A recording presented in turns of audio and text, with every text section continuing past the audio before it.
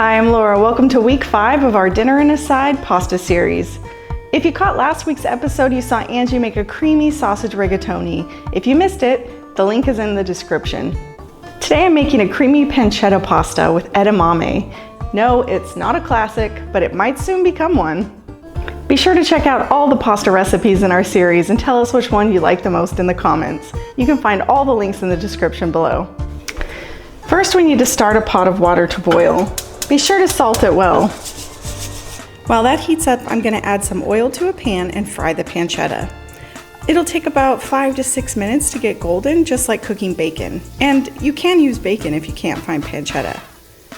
Now I'll add the garlic and frozen edamame and cook it for just about 30 seconds.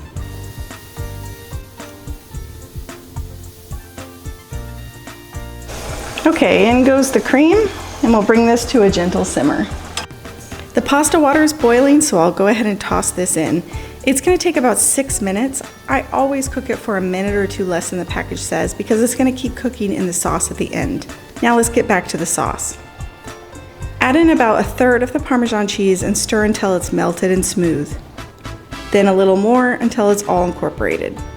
Finally, add in the ground black pepper and the lemon juice. Oh, that's creamy perfection.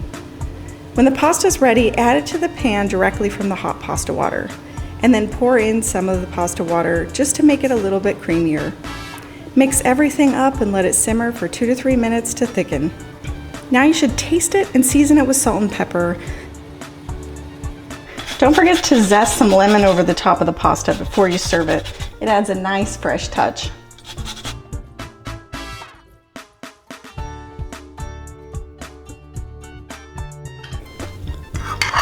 Oh, it's so good. It's so creamy and flavorful. This is definitely one of my favorites. Be sure to check out the others in this pasta series and let us know which one you liked best down in the comments.